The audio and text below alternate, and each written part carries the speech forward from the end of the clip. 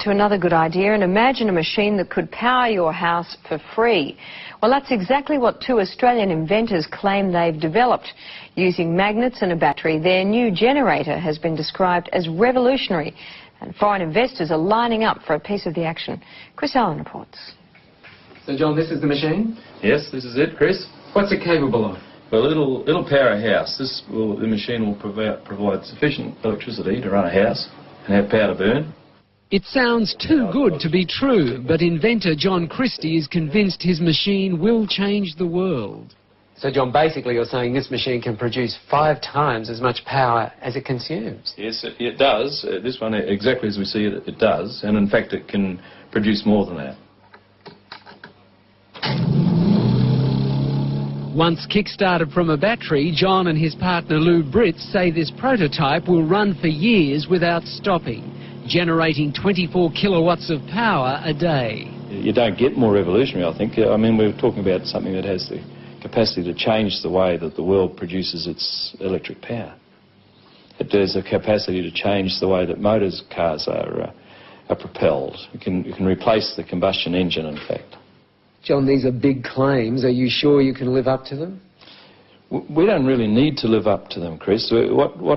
The technology speaks for itself. I mean, a householder could buy one of these machines and install it in his garage and power his house forever without buying another kilowatt from a retailer. I mean, that's how serious it is.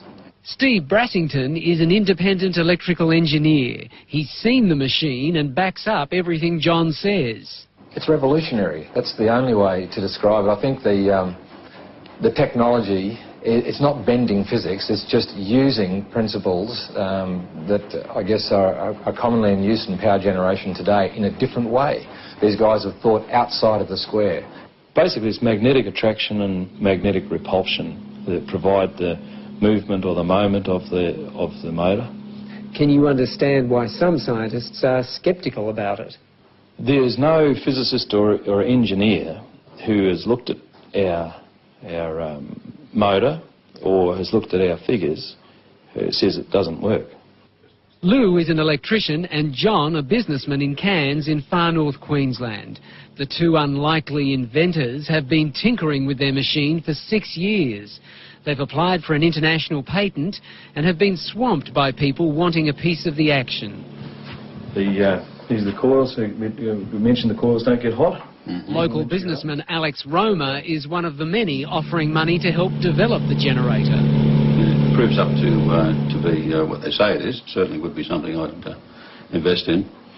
John has also spoken to millionaire inventor George Lewin, the man who came up with the Triton workbench and who's now setting up a fund to stop Australian inventions going overseas. There's an opportunity here, I think, to share an invention with the world that is beyond anything that we've ever contemplated before.